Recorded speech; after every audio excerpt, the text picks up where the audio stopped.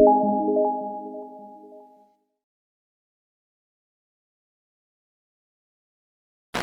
I'm going to be showing you how I do my scrap yarn that I do in a lot of my projects. People always ask. I actually have a video up that shows you how to do it, but it's not a standalone video. So I'm going to make this the standalone video. That way you don't have to try to search for it in my other video.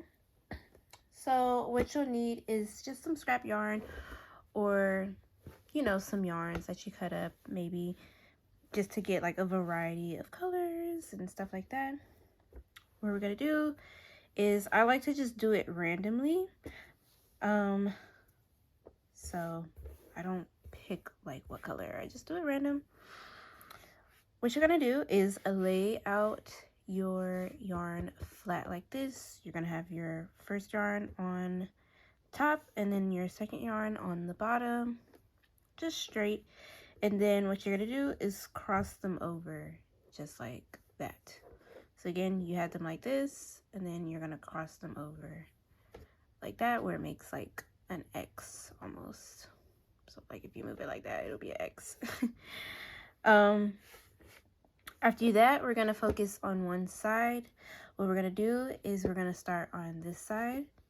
We're gonna take our yarn. Let me see if I can zoom in here. We're gonna take our yarn and we are going to take it and put it behind. So remember, it was like this in the X. We're gonna take it, put it behind. And what I do is I swirl it around.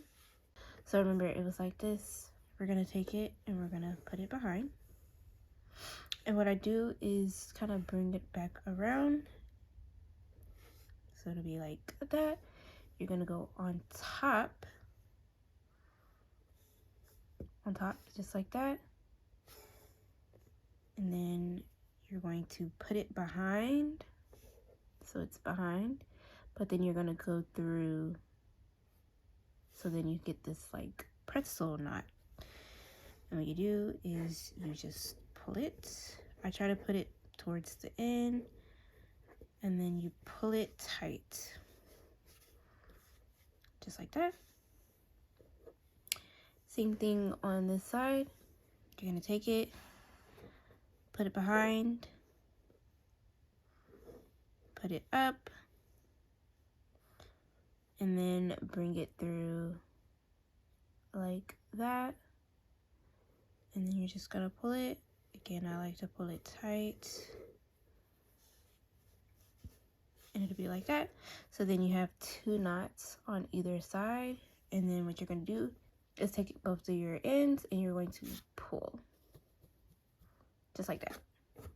So it'll be just like that.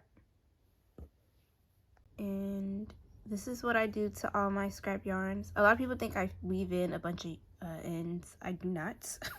I just cut off the excess string right here. So I just cut this off like so.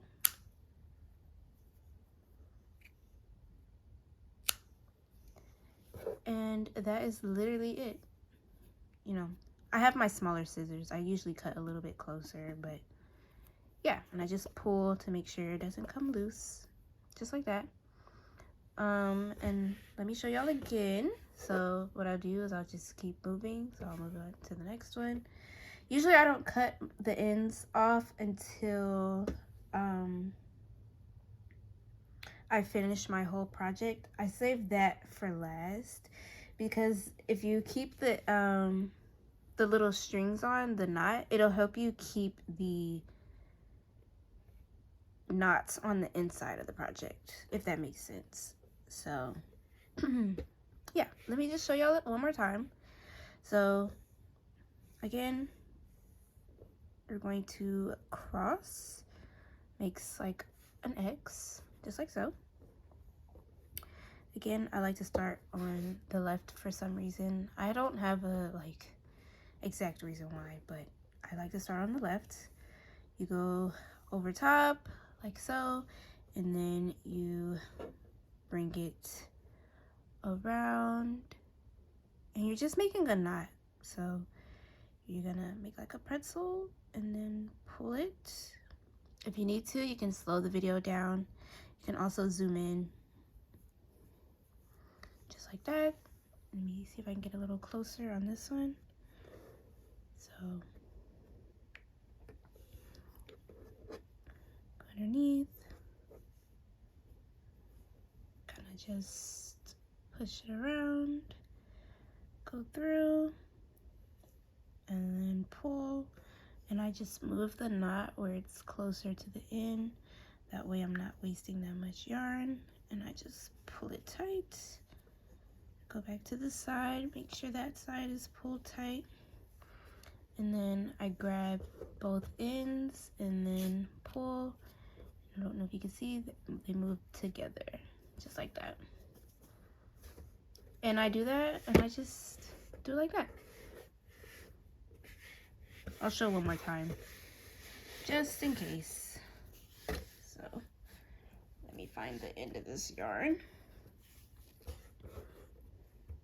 Because usually I don't do mine laying down. I kind of just hold it in my hand, honestly.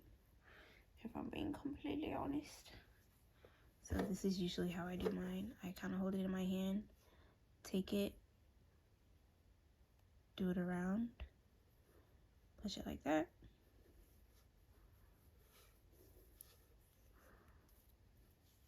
Same thing with this other side.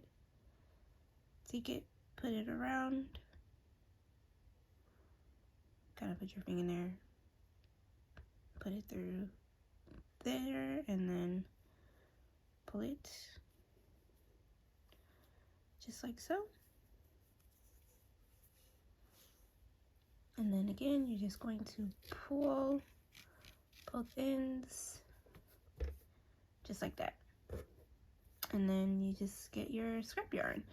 So then if you do a whole bunch of them, you can wind them up and get the yarn cakes like I usually do. That way I'm not having to do it every time I do a project that has scrap yarn. I can kind of just have it already done. But I have a lot of scrap yarn, and this is not even all of it. It's not even half, if I'm being completely honest. So yeah, that is how you do, that is how I put my scrap yarns together to do my scrap yarn looks. Again, you can cut off the strings like that. I like to keep mine on until I complete my whole project that I'm making. So like if I'm making a hat, I won't cut the strings off until the very end. If I'm making a shirt, I won't cut it off until the very end. It doesn't matter. Whatever I'm making, usually I don't cut it off until the very, very end. You can make it into a yarn cake with these on there. So that's just a little suggestion what I would do. I wouldn't suggest cutting them off before. But if you want to, you can. I find it better to do it this way. So yeah, hopefully this tutorial helped. Again, you are able to slow down the video if you do the playback speed. You can zoom it in if you do it on your phone, or even if you're on a computer, if you do Control Plus, or I believe on the MacBook, if you do Command Plus, it'll zoom in. Or even on the MacBook, you can just like do your fingers on the mouse. So yeah, just zoom in, make it slower if you need a little bit of, you know, a little bit slower, or if you just need to see a little bit closer. That way if you do it slow, you can kind of do it with me. You'll get used to it. I taught my brother how to do it, and if he can do it, anybody can do it. So yeah, hopefully y'all like this video, and I will see y'all in the next video. Thank you for watching. Bye.